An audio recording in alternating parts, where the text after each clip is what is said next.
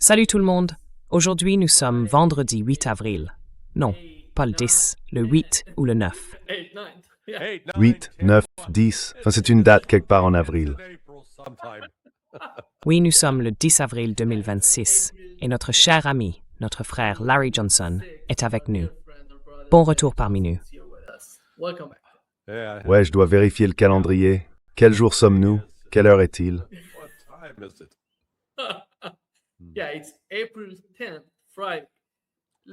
Oui, nous sommes le vendredi 10 avril.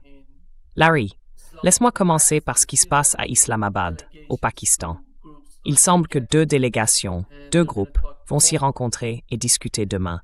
La réunion est prévue pour demain, et ils vont se parler. Mais nous avions une sorte d'accord du côté des Iraniens, car ils disaient que cela allait se baser sur un plan en 10 points, une proposition en 10 points. Puis J.D. Van a dit autre chose. Et voici ce que J.D. Van a dit, Larry.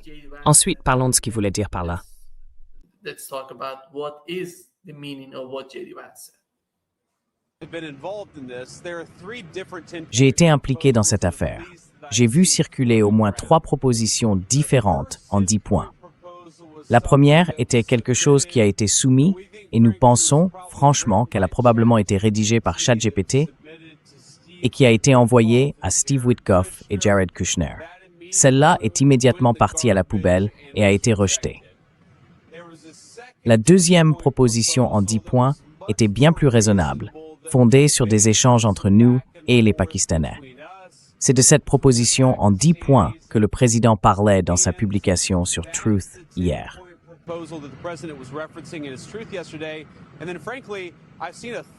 Et puis, franchement, j'ai vu une troisième proposition en 10 points, encore plus maximaliste que la première, qui circule sur divers réseaux sociaux. Maintenant, ce qui est intéressant dans tout cela, c'est que j'ai vu plusieurs médias, le New York Times, CNN et d'autres, reprendre et diffuser la proposition initiale en 10 points sur la base de pas grand-chose de plus qu'un type quelconque en Iran, l'ayant soumise à la télévision publique là-bas, et ensuite des gens affirmant que cela représenterait la position de négociation du gouvernement. Larry, qu'est-ce qui est faux? Qu'est-ce qui est juste? Quelle est ta compréhension du plan? J.D. Vance a les yeux marrons. Ça veut dire qu'il raconte n'importe quoi. That means he's completely full of shit. Okay? D'accord, ce n'est pas une proposition en 10 points. Et j'allais contester ta formulation.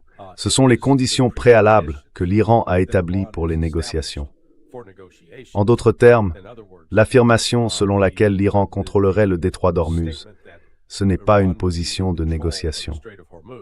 Ils ne disent pas « D'accord, nous aimerions en avoir le contrôle. Qu'en pensez-vous, États-Unis? Discutons-en. » Foutaise. Non, l'Iran contrôle désormais le détroit d'Ormuz. Les États-Unis doivent l'accepter. Vous devez l'accepter. Les attaques contre le Liban, le Yémen, l'Irak, elles doivent cesser. Et si vous recommencez, nous partons. L'Iran ne va pas, soi-disant, s'asseoir avec vous pendant que ces attaques se poursuivent. Et toute cette posture des États-Unis est tout simplement écœurante.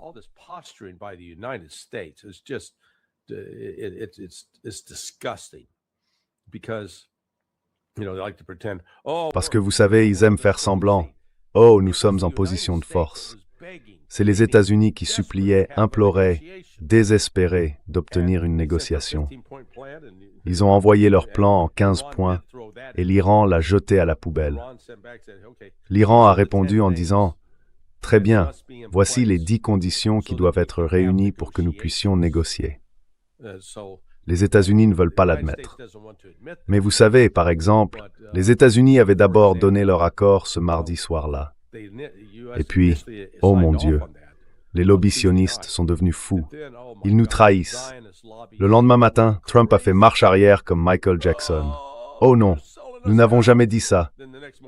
Vous feriez mieux de ne pas faire payer de droits de passage pour les navires traversant le détroit d'Ormuz, sinon.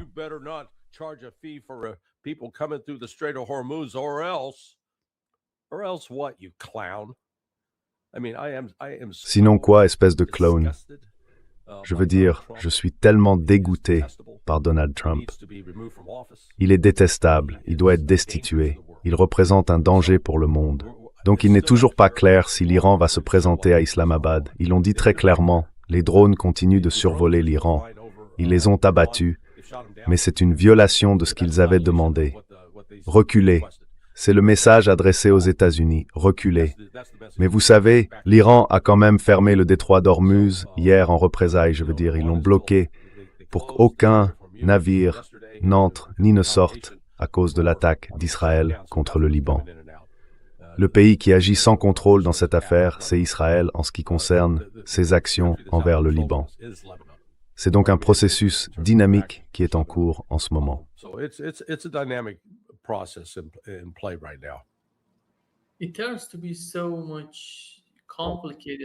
Il s'avère que c'est extrêmement compliqué pour Donald Trump de garder Netanyahou sous contrôle, de le freiner d'une manière ou d'une autre dans ce qu'il a l'intention de faire. Le cas du Liban en est un exemple. Ils en ont même parlé.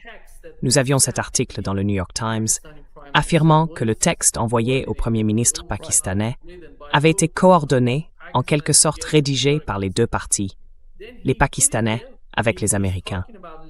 Puis il l'a publié et il parle du Liban. Dans ce texte, il mentionne le Liban et d'autres endroits. Et voici le point, Larry. La première version du texte portait le titre « Brouillon, message du Premier ministre du Pakistan sur X ».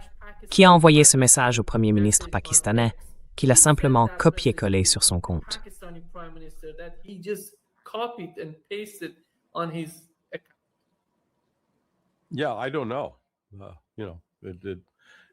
Ouais, je ne sais pas. Tu sais, c'était clairement un travail de copier-coller.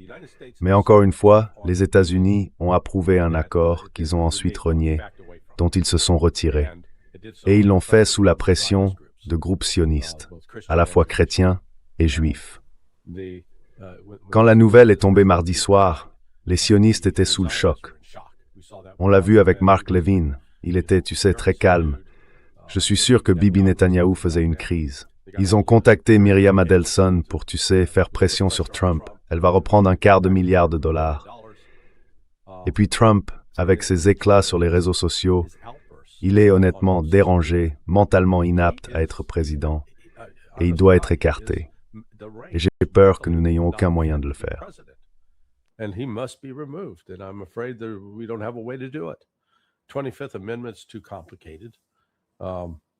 Le 25e amendement est trop compliqué et la destitution prendrait trop de temps. Mais vous savez, espérons simplement que lui, que quelqu'un, que Susie Wiles, prenne les choses en main et l'empêche de faire quelque chose de complètement insensé. Mais vous savez, ces messages sur Truth Social qu'il publie, juste pour attaquer, vous savez, les attaques qu'il a lancées hier contre Tucker Carlson, Marjorie Taylor Greene, Candace Owens, Alex Jones, c'est tout simplement écœurant. Un niveau, enfin, mon Dieu, il est pire qu'une adolescente. Il est juste, vous savez, hyper susceptible. Il n'a rien de présidentiel. Et ça, bon sang, je regrette d'avoir voté pour cet homme. Je le reprendrai 100 fois. Il restera dans l'histoire comme le pire président de toute l'histoire des États-Unis.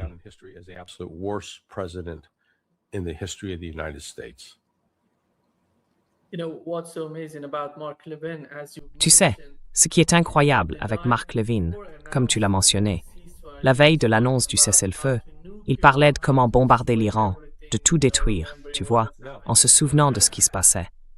Et juste après l'annonce, il disait « Que pouvons-nous faire pour le peuple iranien en ce moment? Ils ont besoin de nous. Nous devons aller là-bas. Comment pourrions-nous les trahir ?»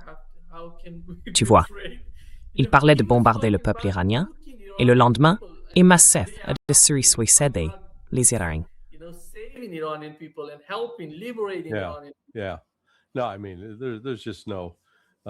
Oui, non, je veux dire, il n'y a tout simplement pas de...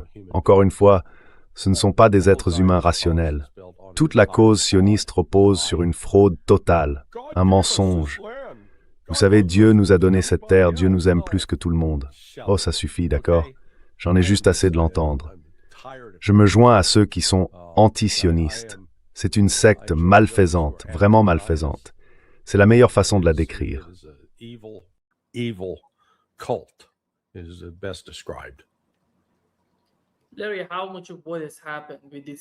Larry, dans quelle mesure ce qui s'est passé est-il lié à cette décision de Donald Trump? D'après ce que je comprends, l'Iran n'a jamais changé de position depuis le début de la guerre. Ils ont toujours demandé des points précis. Mais c'est Donald Trump, de son côté, qui les a acceptés, qui est allé négocier sur ces points. C'est pourquoi tout cela relevait de sa décision, de son échéance. C'était à propos de lui, pas d'une négociation avec les Iraniens.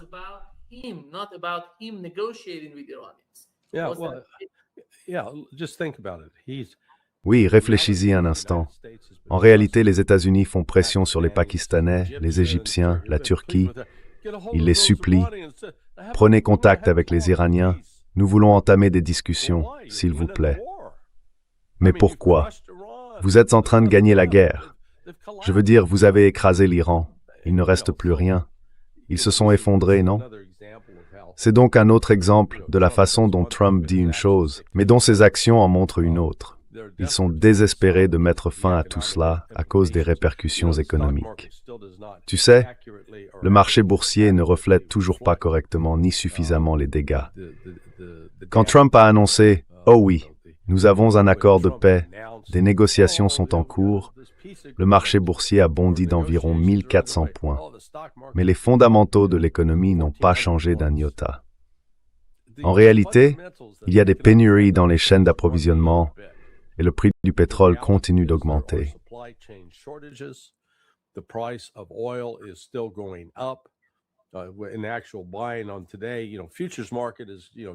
Dans les achats réels d'aujourd'hui, vous savez, le marché à terme a chuté.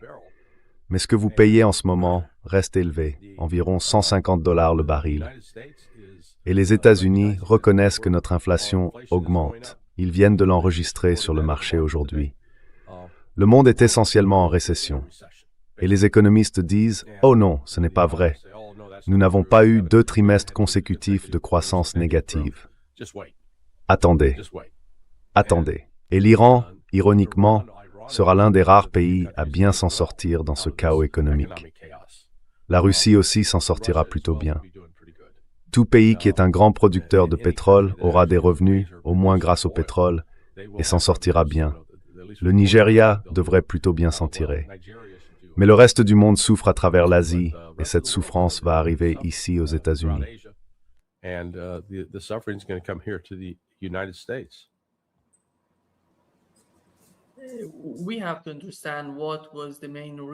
Nous devons comprendre quelle était la principale raison de Donald Trump.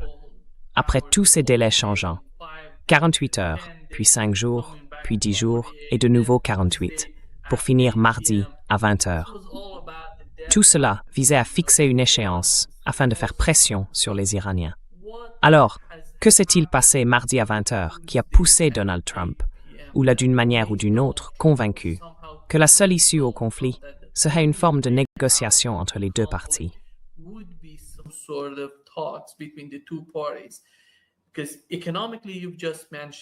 Parce que économiquement, comme vous venez de le mentionner, et politiquement, nous savons qu'il se passe beaucoup de choses en coulisses que nous ne voyons pas, mais nous comprenons ce qui se passe sur le plan politique. Le mouvement MAGA, ces personnes qui ont soutenu Donald Trump aux États-Unis, nous savons comment les démocrates exercent une pression sur lui. Mais je pense que le véritable fondement de ce qui s'est passé, c'était l'opération militaire. Les capacités sur le champ de bataille, qui ont finalement amené Donald Trump, ou l'ont convaincu, à se tourner vers des négociations. Qu'est-ce que c'était? Quelles étaient les conditions autour de Trump, politiquement, militairement et économiquement?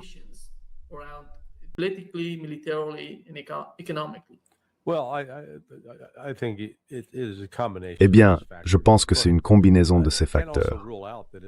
Écoutez, on ne peut pas exclure que ce soit une manœuvre économique destinée à enrichir certains membres de sa famille et de ses associés, car il a fait l'annonce vers 18h30.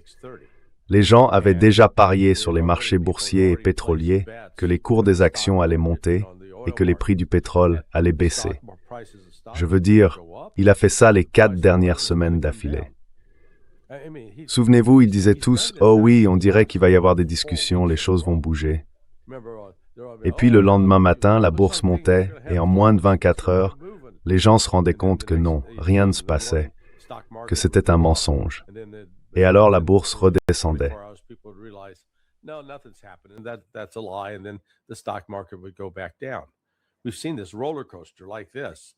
Nous avons déjà vu ce manège auparavant, et il le fait à chaque fois au même rythme, soit le dimanche, le lundi ou le mardi, depuis 4 semaines.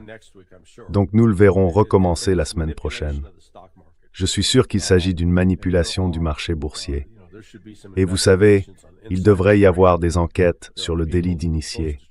Il y a des personnes proches de Trump qui sont informées, puis qui vont en profiter pour gagner de l'argent grâce à cela.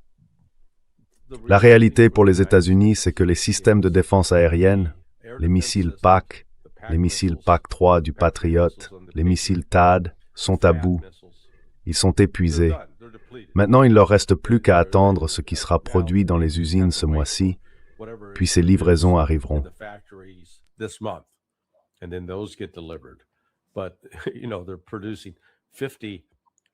Mais vous savez, ils produisent 50 PAC-3 par mois, peut-être 60. Cela signifie qu'ils pourraient potentiellement abattre 30 drones ou missiles entrants. Mais ils ne sont même pas aussi efficaces contre ceux-là. C'est seulement en théorie.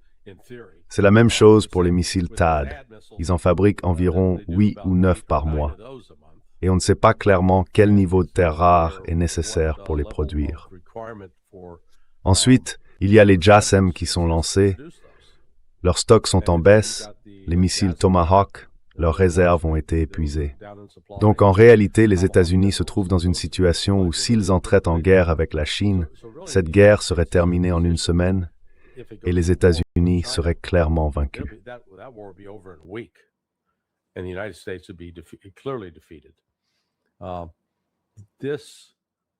Toute cette mésaventure, on avait dit à Trump que cela ne se passerait pas comme il l'imaginait. Mais il a quand même décidé d'y aller, selon le New York Times. Maintenant, il est coincé, car au lieu d'une victoire, il fait face à une défaite.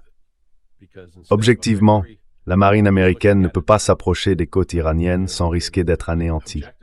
Alors elle s'avance, se fait attaquer, puis se retire. La marine n'est plus un facteur déterminant. On ne peut pas déployer de troupes terrestres d'une taille significative en Iran ou autour, car elles seraient massacrées, broyées. Il ne reste donc que la puissance aérienne. Et les Iraniens ont renforcé leur défense anti-aérienne au cours des 3 dernières semaines.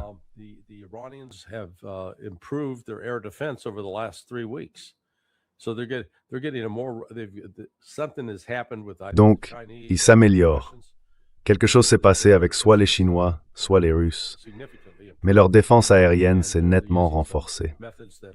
Et ils utilisent certaines méthodes qui ne reposent pas, tu sais, sur l'infrarouge plutôt que sur un type quelconque de radar. Et tu sais, ils abattent davantage d'appareils. Ce fiasco lors de la tentative de sauvetage de ce membre d'équipage, le colonel qui se trouvait à l'arrière du F-15 dimanche, a coûté aux États-Unis environ 480 millions de dollars en cellules d'avion. Et cela ne compte que l'A-10, le F-15, les 2 C-130, les 4 hélicoptères AH-6 et les 2 Predator. Tu vois, cela fait presque un demi-milliard de dollars en 2 jours. Les États-Unis ne peuvent pas supporter un tel rythme.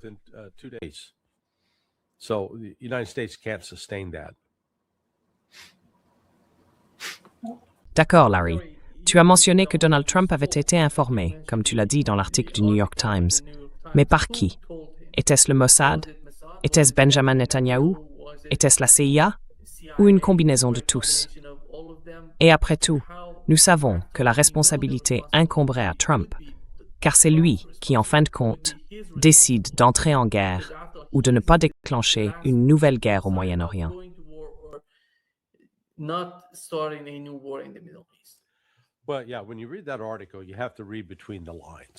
Eh bien oui, quand on lit cet article, il faut lire entre les lignes pour voir, tu sais, qui est la personne la plus responsable de cette guerre.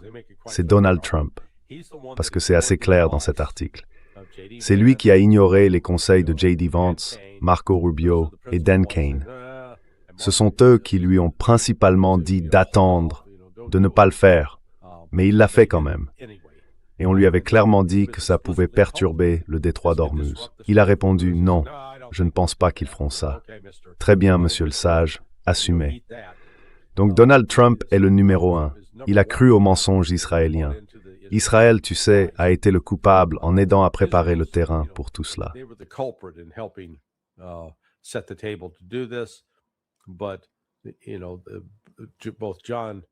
Mais vous savez, à la fois John Ratcliffe, le directeur de la CIA, a dit que c'était une farce, et Marco Rubio a qualifié cela de foutaise. Donc malgré les conseils de ses conseillers de ne pas le faire, il l'a fait. Le seul membre du cabinet qui a été désigné comme le plus grand partisan de cette décision était Pete Hegseth. J'ai interprété cet article comme un signe qu'ils ont déjà commencé à chercher des boucs émissaires, et Hegseth est en tête de liste. Parce que Trump n'assumera aucune responsabilité pour sa décision, même si c'était la sienne. Il a décidé de le faire après avoir été conseillé de ne pas le faire.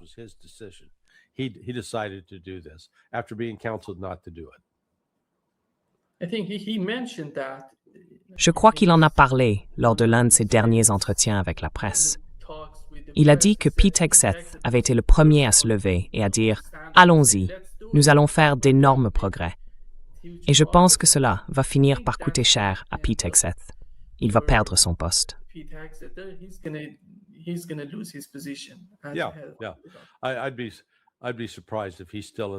Oui, oui. Je serais surpris s'il soit encore en poste à la fin de l'année. Tu sais, il sera écarté avant ça. Parce que cette guerre, c'est à moins que les États-Unis n'acceptent les exigences de l'Iran. Et je ne vois pas comment ils pourraient faire ça, puisqu'ils se sont enfermés dans une impasse. Cette guerre va reprendre et elle va continuer. Et les États-Unis vont essayer d'utiliser la force militaire pour, je cite, « ouvrir le détroit d'Ormuz ». Et ils n'y arriveront pas. Écoute, la menace d'un missile, d'une roquette ou d'un drone suffit à maintenir le détroit fermé. Rien que la menace. Parce que les compagnies d'assurance refuseront soit d'assurer, soit elles augmenteront les tarifs à un niveau tel que ce ne sera plus rentable pour les armateurs. Donc les États-Unis vont essayer de, je ne sais pas, déployer du personnel là-bas.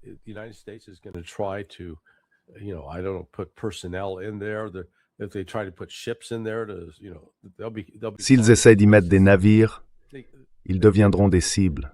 Ils ne peuvent tout simplement pas le faire. Le coût militaire de l'ouverture du détroit impliquerait de lourdes pertes matérielles. Je pense que cela pourrait finir par être possible, mais ça prendrait quelques années, car il faudrait essentiellement pénétrer jusqu'à l'intérieur de l'Iran pour s'assurer qu'il n'y a plus de drones ni de missiles pouvant être lancés de là pour frapper les navires dans le détroit. Donc, une fois que vous avez créé un monde où il n'y a plus de roquettes ni de missiles pouvant être tirés, plus de drones, plus de sous-marins, plus de mines, alors oui, vous pouvez dire « D'accord, nous avons sécurisé et ouvert le détroit. » Et à quel prix? C'est ce que l'Occident ou les gens autour de Trump ne comprennent pas.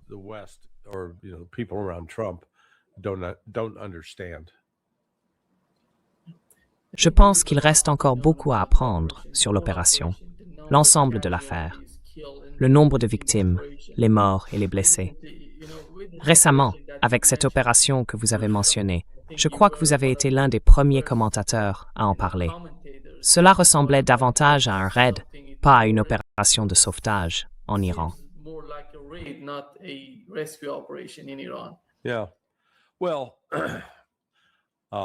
Oui. Eh bien, je n'ai aucun doute que le commandement des opérations spéciales conjointes avait reçu pour mission de mener une sorte de raid sur une installation nucléaire. Je pense qu'il s'agissait d'Ispahan. Je n'en suis pas certain. Cela pourrait avoir été Natanz. Natanz se trouve aussi dans cette région. Cela pourrait être Bushehr. Il y a beaucoup de choses qui ne collent pas. Vous savez, la description par Trump des centaines d'avions censés être impliqués dans cette mission. Je ne sais pas de quoi il parle, parce que s'ils avaient eu autant d'appareils là-bas, beaucoup auraient été abattus, et ce n'a pas été le cas. Ce que nous savons, c'est que nous avions les deux C-130 au sol, et ils montraient des signes qu'au moins l'un d'eux avait essuyé des tirs. Now, did the shootings take place in the air? Alors, les tirs ont-ils eu lieu en l'air, ou bien ces impacts de balles sont-ils le résultat de ce qui s'est passé au sol? Je ne sais pas. Ils transportaient, enfin, ils étaient prééquipés avec 2 AH-6 Little Birds chacun. Normalement, lors d'une mission de recherche et de sauvetage au combat, un XAR, on ne sortirait pas avec 2 appareils de ce type pour une seule personne. Cela n'a pas de sens parce que vous voyez, pourquoi aurait-on 2 Little Birds sur chaque avion? Mais c'est ce qu'ils avaient. Et je pense qu'ils étaient préchargés pour une opération qui devait avoir lieu et qu'avec l'abattage de ce pilote, cette mission a été réaffectée.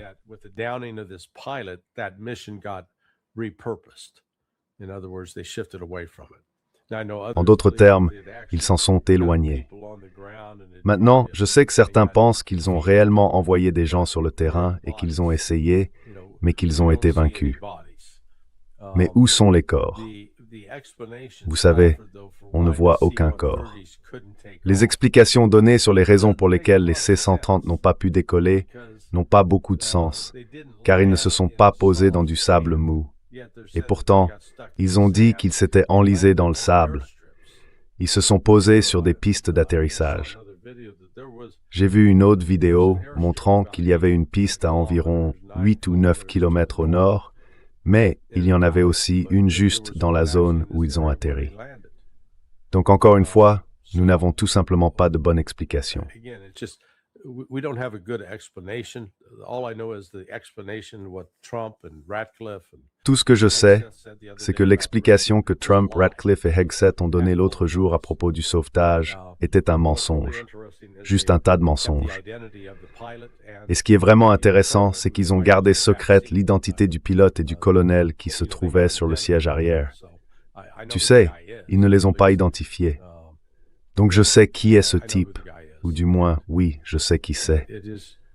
Je pense que si l'opération avait été menée, ils auraient essayé d'atteindre l'installation nucléaire d'Ispahan, d'y pénétrer, d'y placer des explosifs, de la faire sauter et de s'enfuir. Je pense que c'était le plan, mais évidemment, il n'a pas été exécuté, et je doute qu'il le soit maintenant.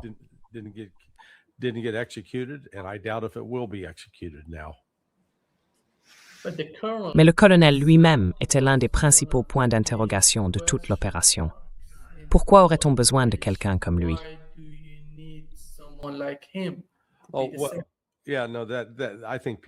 Ouais, non, je pense que les gens en font vraiment trop à ce sujet. Un bon ami à moi qui a servi, il était sur la base au Qatar, à la base aérienne d'Al-Udeid, au centre des opérations aériennes combinées il y a environ 10 ans, m'a raconté comment le général 2 étoiles qui commandait cette installation disait de temps en temps « Hey, j'ai envie d'aller faire une mission ». Alors il partait et effectuait une mission de combat. Et tout le monde se disait « Tu vois, il ne devrait pas faire ça ». Il le pouvait, puisqu'il était le chef, mais ce n'était pas vraiment la meilleure idée. Et je pense que c'est ce qui s'est passé ici. Ce type est le commandant en second de l'escadre de la base américaine là-bas en Jordanie, Mawafik Salti. Et tu vois, je pense qu'il voulait juste se mouiller un peu, pour ainsi dire.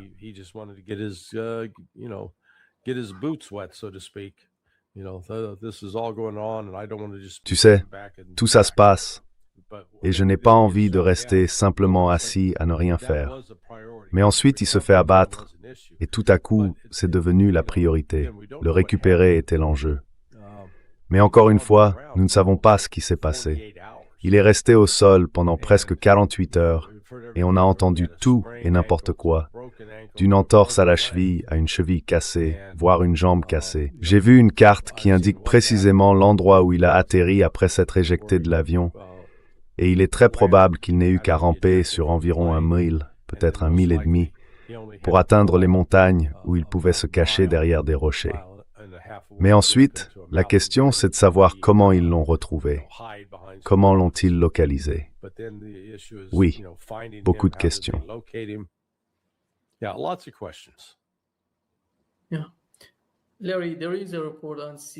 Larry, il y a un reportage sur CBS où l'un des survivants de l'attaque iranienne au Koweït raconte ce qui s'est passé ce jour-là.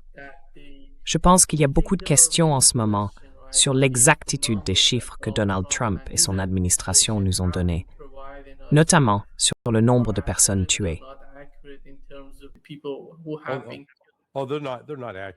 Oh, ils ne sont pas du tout précis. Il y a eu au moins 2 fois plus de morts et de blessés que ce qu'ils rapportent. Au moins 2 fois plus.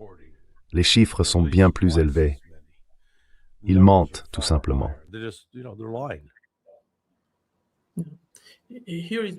Voici ce que ce type a dit. Il est un survivant de l'attaque dans l'armée américaine. Voici ce qu'il a déclaré à CBS News. Entretien avec un membre du 103e commandement du soutien de l'armée, basé dans l'Iowa. Le soldat a survécu à une frappe de drone iranien qui a tué 6 autres personnes et affirme que son unité n'était pas préparée à se défendre.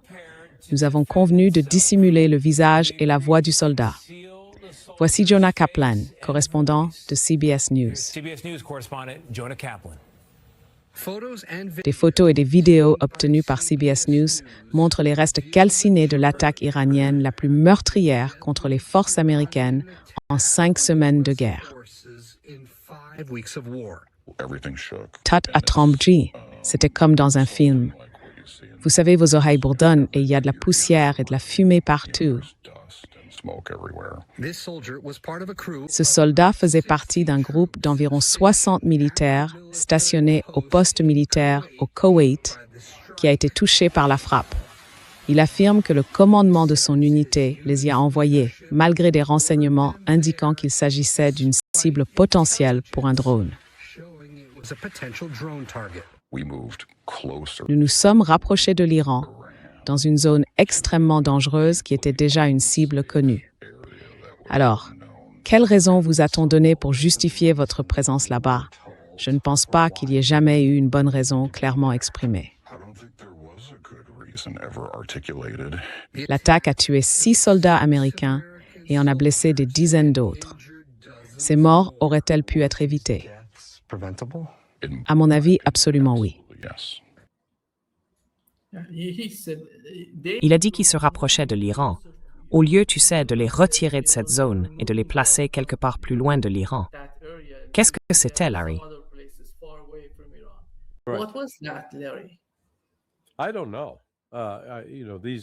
Je ne sais pas. Vous savez, ce n'étaient pas des navires d'attaque, c'étaient tous, disons, des types administratifs, peut-être chargés de travaux de renseignement, n'est-ce pas?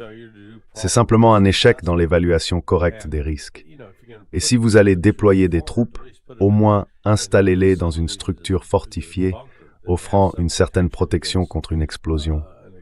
Celle-ci avait un toit très léger, facilement percé.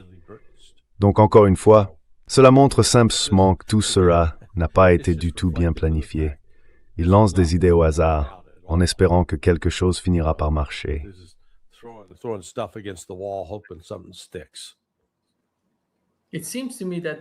Il me semble que le type, d'après la façon dont il en parle, laisse entendre que Donald Trump et son administration pensaient que tout allait s'effondrer.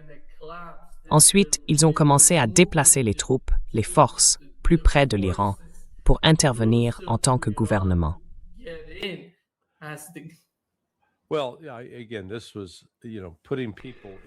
Eh bien, encore une fois, il s'agissait de placer des troupes dans des bases au Koweït, en Arabie Saoudite, au Qatar, aux Émirats Arabes Unis et à Bahreïn. Je ne sais pas ce qu'ils pensaient, enfin, en réalité, si. Je pense qu'il y avait une énorme confiance, une confiance excessive, dans le fait que les batteries de missiles Patriot et les systèmes de défense aérienne sur place fonctionneraient et les protégeraient. Mais il s'est avéré qu'ils étaient insuffisants. Ouais, ils ne protègent pas les gens.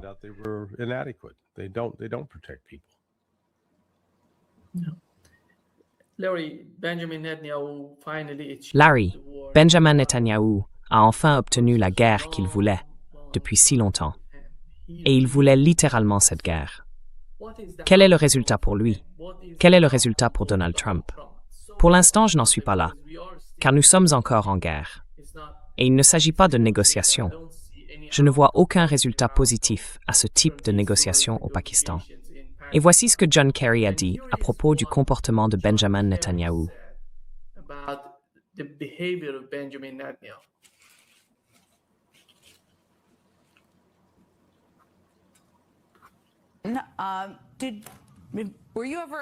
As-tu déjà participé à des conversations de ce genre? Je sais qu'il a fait ce genre de propositions aux administrations précédentes. Y as-tu déjà pris part? Et as-tu été surpris qu'il ait réussi à convaincre Trump de faire cela?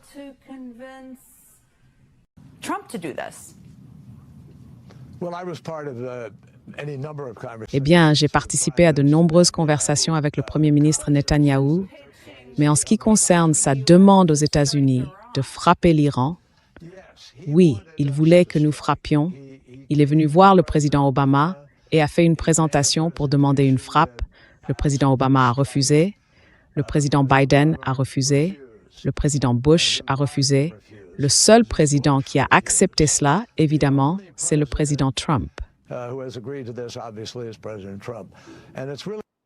Je pense que c'est énorme, tu sais, parce qu'il demandait à chaque président américain depuis si longtemps de le faire. Mais finalement, Donald Trump l'a fait.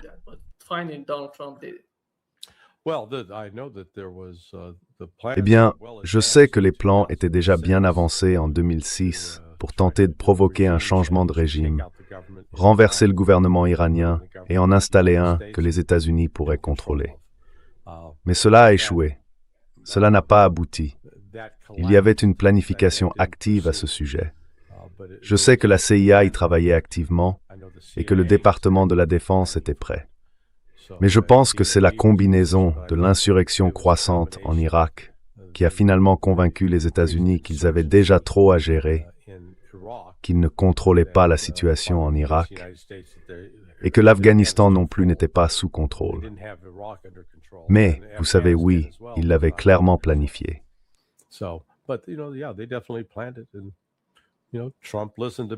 Et vous savez, Trump a écouté Bibi et a suivi ce que Bibi disait. C'est la façon la plus simple de le dire. C'est la guerre de Trump. Il en est responsable. Et cela ne s'est pas passé comme il l'avait imaginé. Cela a entraîné une hausse spectaculaire des coûts du carburant dans le monde, des pénuries dans les chaînes d'approvisionnement et la fermeture de certaines industries. Vous savez, cela va rendre la production de puces informatiques très difficile à cause de la pénurie d'hélium. L'agriculture souffre de la coupure des engrais et de la hausse de leur prix. Cela a également poussé d'autres pays à commencer à se débarrasser des dollars américains, si bien que la valeur du dollar chute de façon spectaculaire.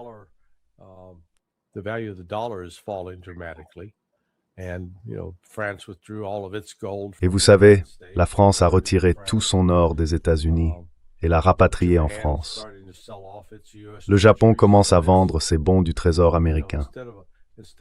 Donc au lieu d'un monde dans lequel les États-Unis pourraient se réaffirmer comme puissance économique, la superpuissance qui contrôle les événements, cela nous a gravement affaiblis. Et cela s'ajoute aux dommages de réputation liés à notre faiblesse militaire, car nous venons de démontrer que nous n'avons pas pu arrêter les Houthis en mer Rouge, et maintenant nous ne pouvons pas rouvrir le détroit d'Ormuz. Et tous ces pays du Golfe qui nous faisaient confiance, « Oh, nous veillons sur vous », eh bien il s'avère que non.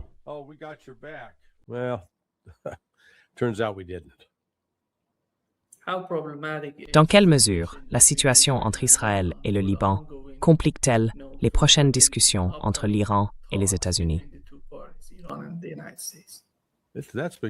Ça dure depuis, vous savez, 50 ans, soit 46 ans. Vous savez, le Hezbollah a été formé en 1982, en partie à la suite de l'invasion du sud du Liban par Israël. In 1982 as a result, and partly as a consequence of Israel's invasion of southern Lebanon. Ainsi, Israël poursuit depuis près d'un demi-siècle une quête pour prendre le contrôle du Liban sans jamais y parvenir. Et cette fois encore, il échouera. Le Hezbollah, malgré les affirmations selon lesquelles il aurait été gravement affaibli et anéanti, et malgré l'assassinat de Nasrallah, voit sa direction, dont on disait qu'elle avait été éliminée, reprendre le dessus. Ils ont utilisé les téléphones portables, les pagers piégés. Et maintenant, que se passe-t-il? Le Hezbollah est de retour. Il combat efficacement, il détruit des centaines, littéralement plus d'une centaine de chars Merkava israéliens.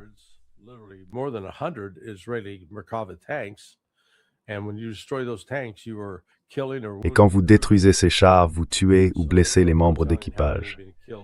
Il est donc impossible de dire combien ont été tués ou blessés lors de ces assauts. Mais vous savez, il parle d'essayer de trouver un accord. Le président du Liban a traditionnellement été chrétien. Mais alors, qu'a fait Israël l'autre jour, mercredi? Ils ont tué un tas de chrétiens. Oui, c'est une bonne façon de les rallier à votre cause. Allez tuer les femmes, les enfants et les vieillards.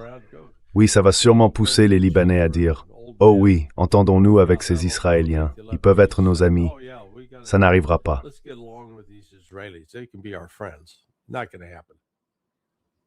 Ouais.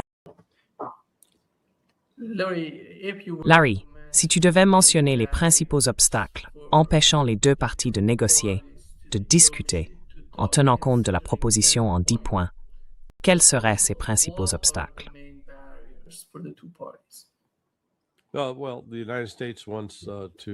Eh bien, les États-Unis veulent éliminer le programme nucléaire de l'Iran, et l'Iran ne va pas éliminer son programme nucléaire. Les États-Unis veulent que l'Iran réduise et limite la production de missiles balistiques ainsi que leur portée. L'Iran ne va absolument pas le faire. Ils ne vont pas négocier le contrôle du détroit. Je veux dire, l'Iran contrôle le détroit d'Ormuz. D'accord? Donc, ce n'est pas un point négociable. Ils ont déjà établi que c'est sous une nouvelle autorité. Vous allez devoir payer pour l'utiliser. Les États-Unis n'aimeront peut-être pas cela, mais ils ne peuvent rien y changer.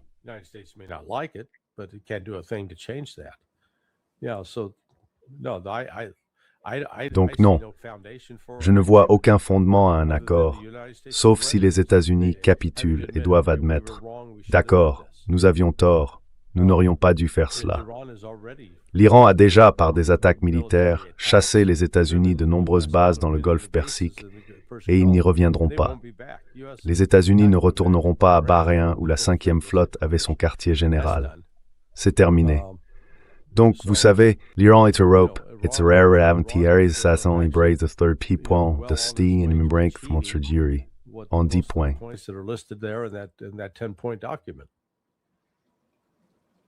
Est-ce quelque chose de similaire? Vous attendez-vous à ce que quelque chose comme cela se produise en Irak? Que veux-tu dire? Parce qu'ils ont retiré leurs troupes d'Irak.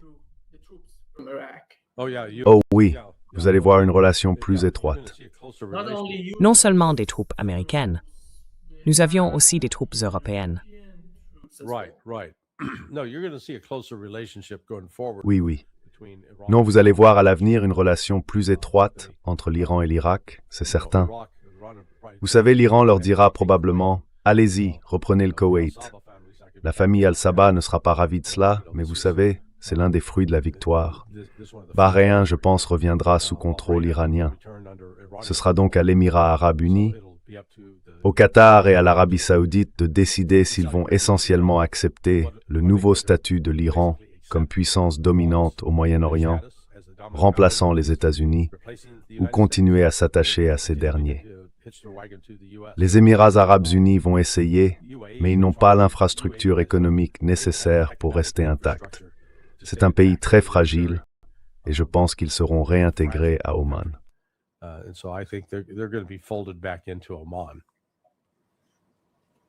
With a surprise they were held, the Stexblis Kambas. Oui, eh bien, la Chine a joué un rôle important avec le Pakistan. Et encore une fois, pour la Chine, il s'agit de relancer les chaînes d'approvisionnement, car elle dépend en partie du gaz naturel liquéfié, du pétrole, de l'hélium et d'autres éléments provenant du Golfe Persique. Mais redémarrer certains de ces flux pourrait prendre des mois, voire un an ou deux.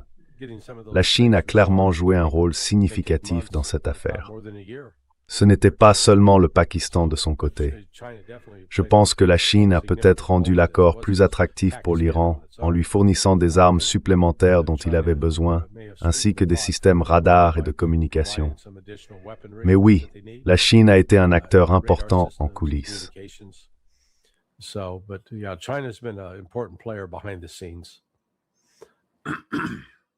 Il semble qu'ils aient déjà envoyé 3 cargaisons en Iran jusqu'à présent.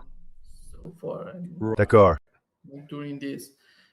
Pendant cela, tu as mentionné que ce serait principalement à propos de la guerre électronique, une sorte d'opération radar. Je ne sais même pas ce qu'ils peuvent envoyer à l'Iran en plein milieu de la guerre.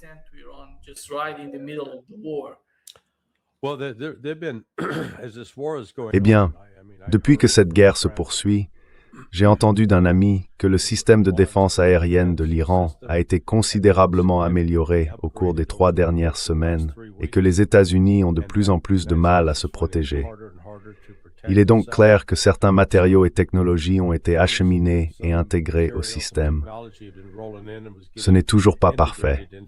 Et ce n'est pas le genre de système capable d'arrêter chaque roquette ou missile entrant ou circulant dans son espace aérien. Mais apparemment, les planificateurs militaires américains sont aujourd'hui plus inquiets qu'ils ne l'étaient au début de la guerre.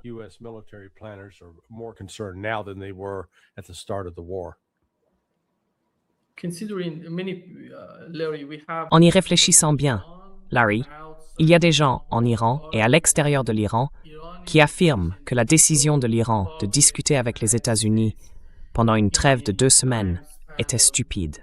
Mais après tout, se passe-t-il quelque chose de significatif sur le champ de bataille en ce qui concerne la production d'armes, d'intercepteurs, de missiles de croisière par exemple? Cette période de 2 semaines est-elle vraiment importante? Ou bien, supposons plutôt 4 semaines au lieu de 2.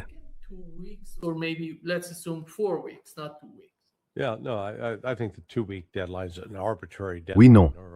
Je pense que le délai de 2 semaines est un délai arbitraire, ou simplement une période arbitraire. Je pense que la véritable raison pour laquelle l'Iran a fait cela, c'est à la demande de la Chine. En gros, donner une chance à la paix, voir si les États-Unis vont retrouver la raison. Les Chinois semblent croire que ce que Donald Trump dit est différent de ce que Donald Trump fait, et que certains des commentaires extrêmement bizarres qu'il a faits au cours de la semaine passée ne reflètent pas sa pensée réelle, et que les États-Unis pourraient être convaincus d'accepter le nouveau statu quo. Je pense qu'ils sont trop optimistes.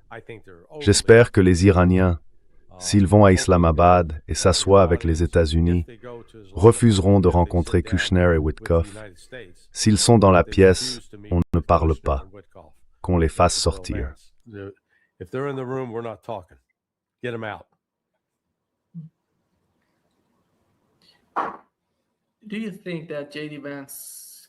Penses-tu que J.D. Vance pourrait faire quelque chose de différent de ce que nous avons vu jusqu'à présent?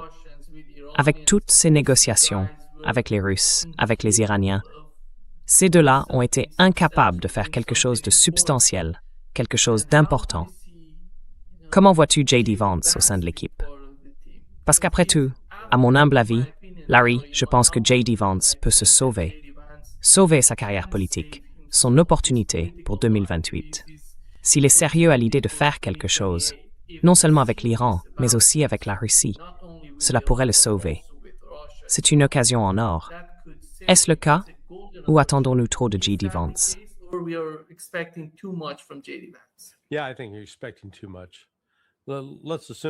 Oui, je pense que tu en attends trop. Supposons que l'accord que les Iraniens accepteraient ne soit pas acceptable pour les sionistes. Point final. Donc, quand J.D. Vance, déjà perçu avec scepticisme par le camp sioniste, interviendra, il sera soumis à des attaques incessantes. Et ne doute pas de la possibilité que Witkoff et Kushner le lâchent aussi, en disant simplement « Oh, nous lui avions dit de ne pas faire ça, mais il l'a fait quand même. » Ainsi, tout accord qu'il conclurait devrait être renvoyé pour obtenir la bénédiction de Donald Trump, le double feu vert, et je ne vois pas ça se produire. Donc tu as raison. Si c'était J.D. Vance, si Trump avait été écarté de la présidence et que Vance était maintenant président, alors oui, il aurait le pouvoir de conclure ces accords et ententes avec les Russes et les Iraniens, ce qui pourrait faire de lui une force redoutable lors de l'élection de 2028. Make him a formidable force in the 2028 election. But as long as he's still sort of the bag handler, you know, the vice. Mais tant qu'il reste en quelque sorte le porteur de valise, vous savez, le vice-président, ce n'est pas à lui de décider. Il peut négocier l'accord, et si c'est un mauvais accord, il sera tenu pour responsable. Si c'est un excellent accord, si cela réussit, Donald Trump en récoltera le mérite. Oui, donc c'est simplement un travail ingrat. Je pense que s'il y a quelqu'un qui pourrait avoir un certain succès, c'est bien lui. Mais quand on y réfléchit, si Trump n'aime pas l'accord, Vance sera accusé d'avoir trahi l'Amérique, ou peu importe comment on veut le dire. Peut-être que Trump parlera de lui comme il a parlé d'Alex Jones et de Megyn Kelly. Pas une personne très stupide, juste pas une personne très brillante.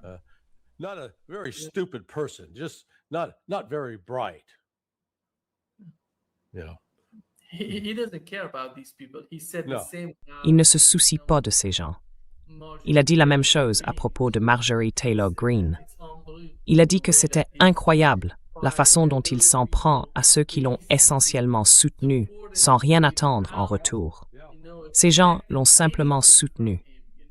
Ce n'est pas seulement Lindsey Graham qui soutient Donald Trump.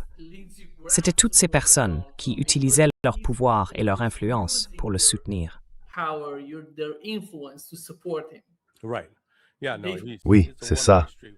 Non, avec Trump, c'est à sens unique. Il n'y a aucune loyauté qui descend. Il faut lui être fidèle, le vénérer, mais il te jettera sous le bus en un clin d'œil.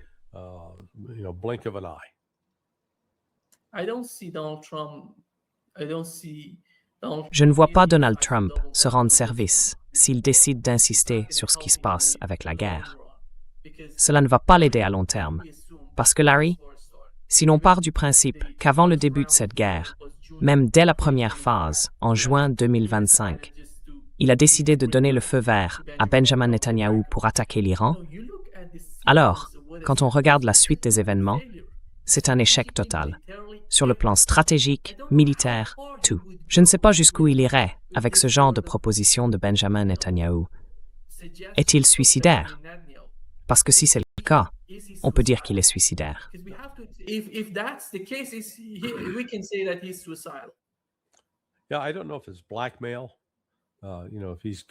Ouais, je ne sais pas si c'est du chantage, s'il est complètement compromis et menacé de suivre le mouvement, ou si c'est simplement son propre narcissisme.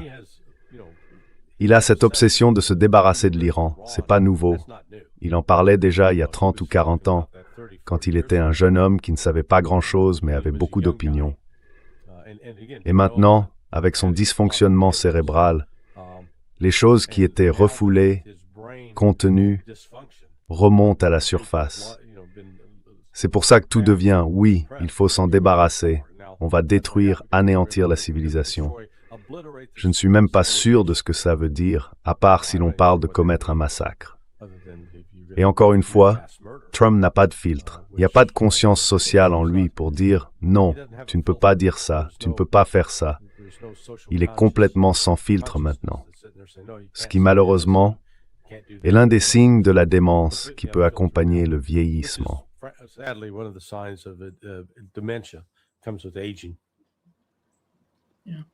Oui, je pense que le dossier de renseignement a beaucoup à voir avec ce qui se passe avec Donald Trump. Voici le rapport sur ce dossier, le plus récent.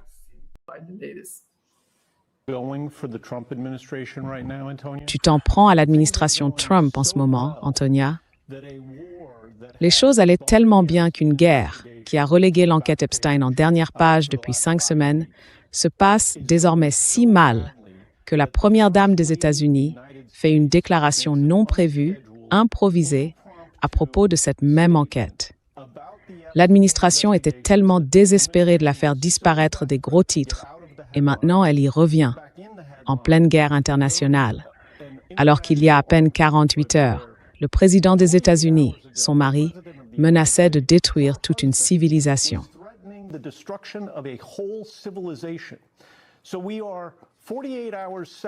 Nous sommes donc à 48 heures du moment où nous avons menacé de commettre des crimes de guerre, tenté de détourner l'attention de ces menaces et dû faire face à une catastrophe colossale que nous avons nous-mêmes provoquée au Moyen-Orient.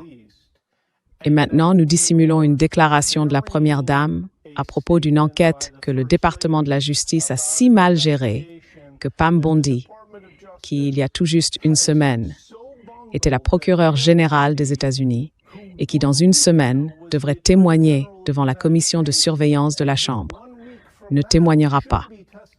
Et l'argument avancé par l'administration est que, eh bien, elle n'est plus procureure générale.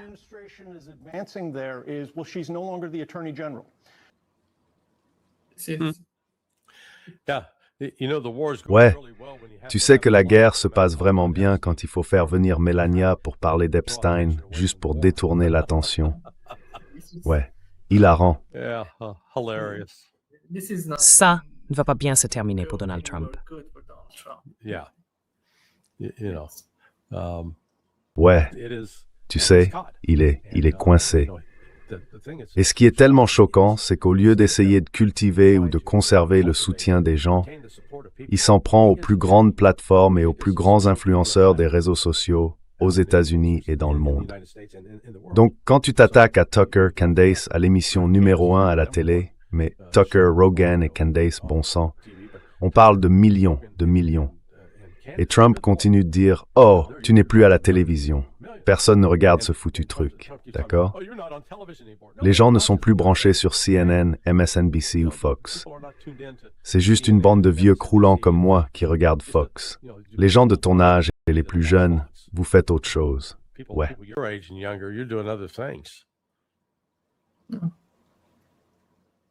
Merci beaucoup, Larry Johnson, d'être avec nous aujourd'hui. Très bien. Je suis désolé que le colonel Wilkerson n'ait pas pu être avec nous aujourd'hui. Il est en déplacement. C'est pourquoi il n'est pas avec nous aujourd'hui. J'ai oublié de le mentionner.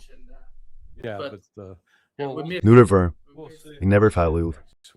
Oui, exactement. Très bien, mon ami. On se voit lundi. À bientôt. À lundi. Au revoir. Bye.